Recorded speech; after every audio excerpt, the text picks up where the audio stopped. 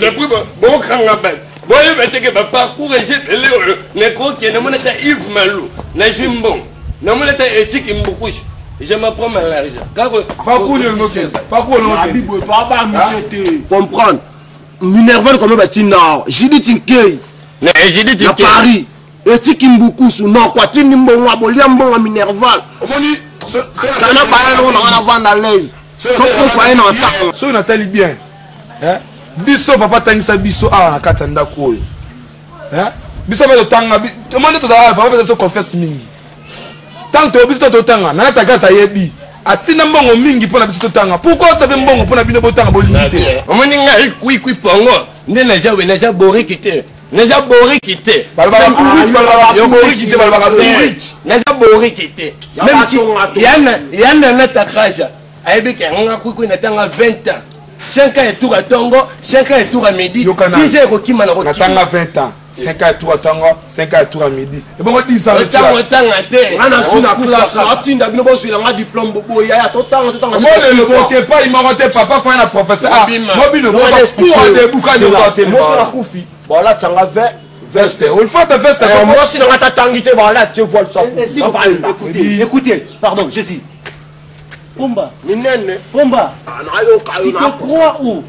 Je peux se croire au bon mieux avant. Je peux se croire. Tu vois? Non, je peux se croire. Non, écoutez, même toi, oui. Quel avenir mon père ça n'a pas avenir qui fout. Moi je ne parle pas de l'avenir qui fout. Avenir na bino, avenir na bino, lobby na bino. Avenir na Bandara qui fout. Licencié. Regarde votre cheveu. Yo. Où tu peux filmer? Faut nini? Ressemble ni longue batalo beche. Oh, mais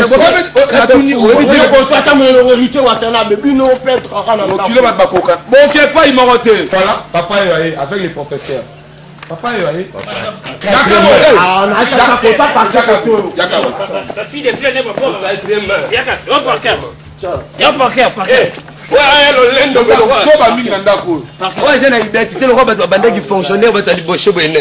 bonjour à tous. Ouais, bonjour monsieur. Oh petit, c'est quoi ça?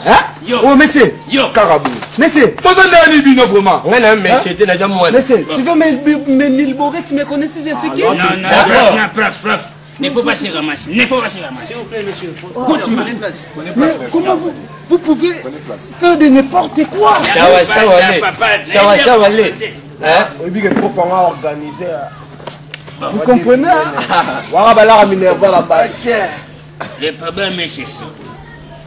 Nous voulons vous voter. On a bengue, on a yéna awa. Les gens prennent la banane nangai. Bana balingi kotangate. Balingi nzera kilasi te. Balingi nzera ya nzambe te. Bebo zo bande bango balingi. Maintenant on a taringa na za papa na za tibia. Donc hein? Maïe le moko incomparable. Merci papa, j'espère que je peux commencer avec eux. Puis je vous demande à dérober vos cahiers. Mais sauf à ma bien, chef, prof. Sincèrement malobana. Parents, n'est pas de nini. Ça ne casse pas les chaos, soyez calme. On va commencer le cours demain. J'espère qu'on a tout causé avec ça. Déjà, tout va bien, ça ne va pas si tu sors déjà. Non, ça va. Ça va donc.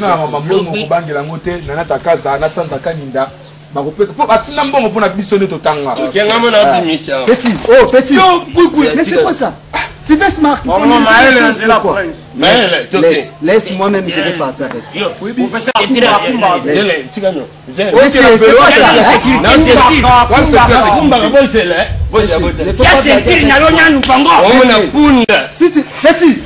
Petit, tu as une panne grave, toi. Regarde. Il y a un problème à bande de frein, lobby. On va arranger. Papa, j'espère que moi je pars. En tout cas, mais pourquoi vous comportez de la manière? Non, bien. On dit essence, c'était. Essence. Non, ça ne consomme pas l'essence. Je vais commencer d'abord par la présentation. Oui. Avant tout, il faut commencer. Veuillez m'excuser parce que je manque la chaise de s'asseoir. Je me suis assis avec mon vélo. Si vous êtes là, quand le professeur entre, vous allez dire bonjour, monsieur Baprojet. Est-ce que vous êtes quand même d'accord de répéter ça? Si le professeur entre, vous allez dire comment? Bonjour, monsieur Baprocher. Il faut fermer les... Mais toi, tu es comment? Allez, fermez d'abord. À croiser les bras. Allez, commencez.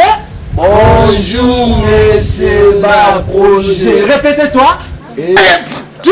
Tu es un macafounière, toi, hein? Allez, répétez. On fait ceci. Ouais. Je vous donne des trucs, comment comprendre, hein, parler français. Je donne un exemple quelconque de ce téléphone. Si vous voyez ce téléphone ici, on vous demande qui a pris ce téléphone. Vous allez répondre, hein, c'est le projet. Mais c'est le projet. Monsieur, toi tu es un macafounière, toi, tu comprends rien du tout. Hein? Faut avoir la manière de gromoniser les mots. La manière de mogomouser mon mot. Gromoniser les mots. Gomomouser mon mot. Nous comprenons, nous comprenons. Si on vous demande qui a pris ce téléphone, vous allez répondre ceci. Il faut avoir la manière de gimboter les choses d'une manière propre. C'est nous. C'est nous. C'est nous. C'est nous.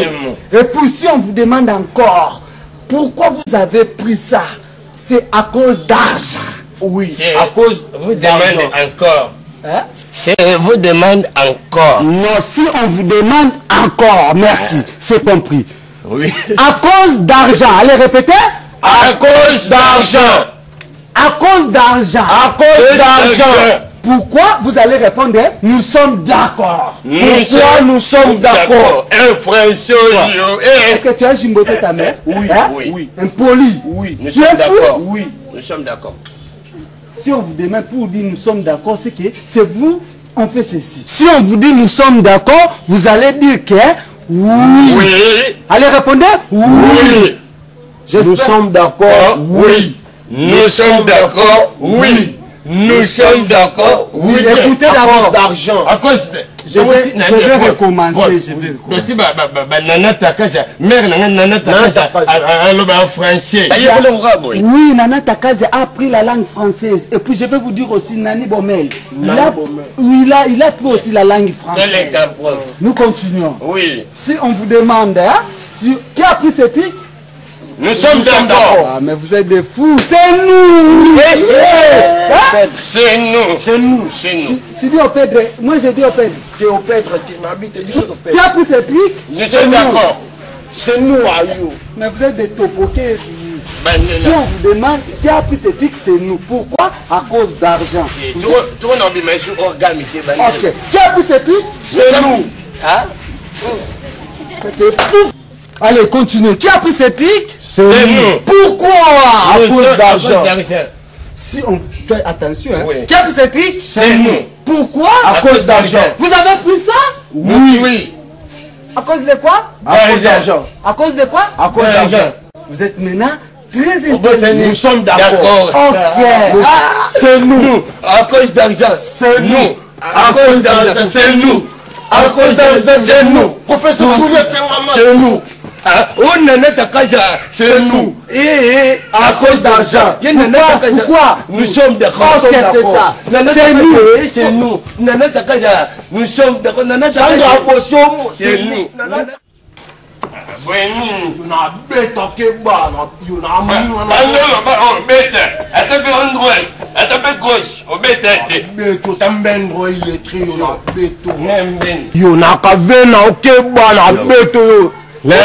ensemble. Même Bible le bien on a Timothée 5:6. Et le Bible, il ne faut pas être égoïste dans ma vie. Au Tegelinga beaucoup de nous. Nengenani, Timothée Tegela père beaucoup de nous. Yo nana takaja kaka otonen. Te, so yo nana takaja lobel. Batanga baba silro la nana takaja. Au moins derrière tu nous on le bilan. Hein? Tu vois le bilan. Nana poso lo banote. Keba. Na bien. Tuna Sandra Bossio mon France en Ebisa. La partie dans la rigane nke. Oh Sandra Bossio mozo Bossio metali ngate. Na poso lo banote. So la poso lo bano, mais na lobby. Que yo nga to boma démarche ma be, on nga to boma journal le coup fara bu nga na o ko baga. Les journées ne mentent pas. On met les journées. Les journées ne mentent pas. Batisana ke bayola. Tikana nuko la te. Basi ba Tikana na te. Abongi na te na beta yo. Abongi te. Yo. Mutu tonga na ko ta photo. Miso bi je tani. Batana manjele ya boy kitoko boy. Atana ba vivre na ba vivre na. Bible lo bala biso na Matthieu 7:7. Mikite. Lora le fouille là-bas. Lora la taille basse, il y a ma voix fashion. Mais Ndamba tombe le fouille là-bas témoin de Jéhovah. Yo na bi pe sanga photo. Na beta yo. Ke ba na bi. Omoninga kui na bunda ete. Je suis mort né de naissance. Mais pour la photo na ngai. Bon manga et en photo. Yo yo bien photo. Yo OK. Ah, mon nom que nous. Ah bon, le si que nous. OK nous mon yo. Bata forme yo ça batena nga boye. Aba préférence vivre là. Tu connais bien. Ndo ni ngolinga momi oyo. Tu connais qui pomba na brutaliser sur le bas. On est là. Je t'aime. Mais là na ebiché bébé, je t'aime. Besanga. Besanga. Bon mangai. Bon mangai.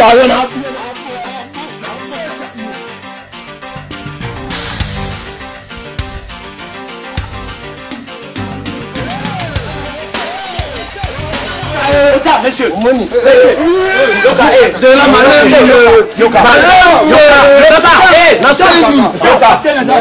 commandant, monsieur, c'est là, écoutez.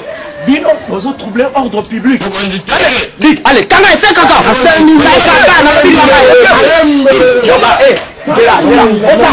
c'est là, messieurs, et puis na basuki ya boye n'habité problème na bino ezanini na nzela boye bozo bunda bozo troubler ordre public. Maman soda pas ya soda non papa le soda monsieur Pecho alinga mosi na ngai naza muninga la binote ha naza muninga la binote bon problème na bino ezanini na nzela boye bozo troubler ordre public. Problème na bino ezanini mokonzi o muninga na ngate je pense que tu es mon ami ndena zabwe mokonzi muomi na ngai mosi na ngai ni mo botola oyo na biomo na bagaf donc na biomo na bagaf yoka monsieur ba un civique o mokonza moko azo pekisa mikolo nyonso azo pekisa kuluna bozo tikate bozo pingisa la police mboka yoka monsieur biso tozo sala musala tozo la te na éviter problème ya mwasi bokoki ko se permettre pour ça n'importe quoi nanzela moi ça on va pied mokonzi moi ça la moi si ta femme na ngai mokonzi abongo na ngai yango wa pied mokonzi mokonzi tika yo zala wa non comment wana bigo mokonzi autant zela yoka monsieur yoka to telemi awa pour perdre bisota inutilité mokonzi tu as fait ça la théâtre te monsieur ya mokonzi ya mokonzi tolega na mbo ata yo mokonzi na tolega na sikomba mo sikoyo na moni siko photo mo boy sikoyo ebisika ta momio la leli sikomba mo legeli ngabuli aloko ti photo botoli ngai aju momio ngokomi aye si je vous comprends bien babitumbo nyonso ba n'importe quoi nyonso oyo eza pona photo la photo mokonzi momi na ete akanyenga wakanyenga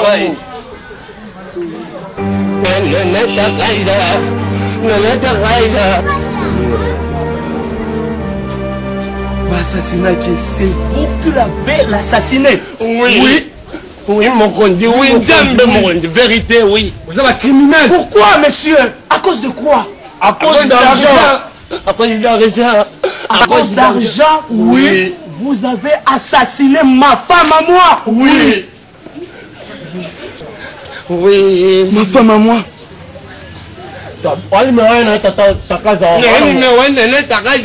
vous amener à la prison. Nous sommes d'accord. Nous sommes d'accord. Vous êtes d'accord? Oui. Nous sommes d'accord. Vous êtes d'accord? Oui. Donc, vous êtes d'accord? Après avoir assassiné moi si nanga. Je vous demande si vous êtes d'accord d'aller en prison. Oui. Nous sommes d'accord. Monsieur, écoutez, Yoka. Et puis je vous demande si vous êtes d'accord d'aller en prison, oui, je vous accepte. Oui, vous êtes d'accord. Nous sommes d'accord, nous sommes d'accord. Nous sommes de prison. Nous sommes de prison. Messieurs, messieurs, donc, Nzambe ayokaka kolela ya bana na ye. Lokola bino batu boma mwasi na nga bomo.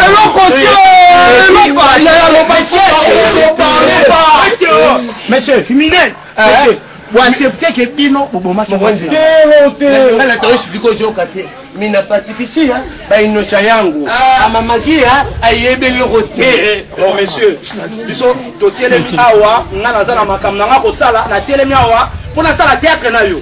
Oui, allez, dis, commandant, 16, allez, quand tu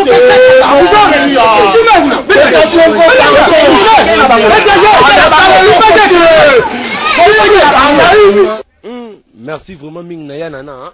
Takaza. Yanana. Takaza. Balobi na site et c'est pelisa vraiment toujours les lana Yanana. Kui les rois de Pongo yo en direct pombana baninga nyos tozawa Yanana Takaza toujours les la parce que et c'est pelisa le ciel situé simbi masolo 100% comédie.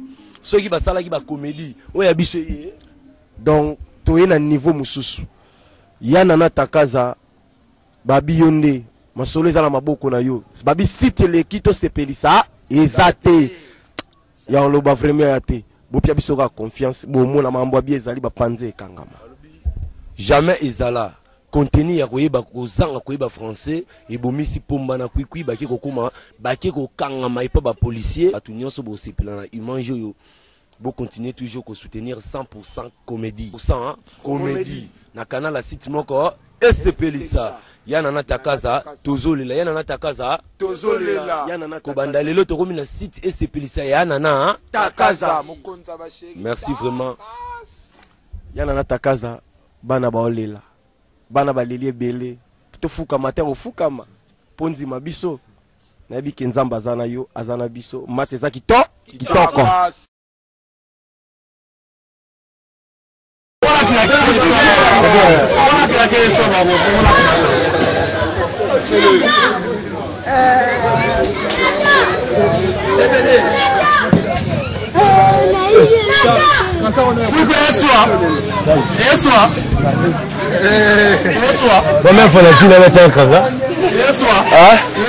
et soit Yanana Takaza bon reçu continue c'est pelisa te nga kwikwi non le taka degré l'autre au sale babi boye ba ça ba série mais à travers à 100% comédie donc site et c'est pelisa ra moko donc des gars voilà taka ndito travail hein omoni sixo to kanga na kin et à poto na bokaste Yanana Takaza Jericho Betox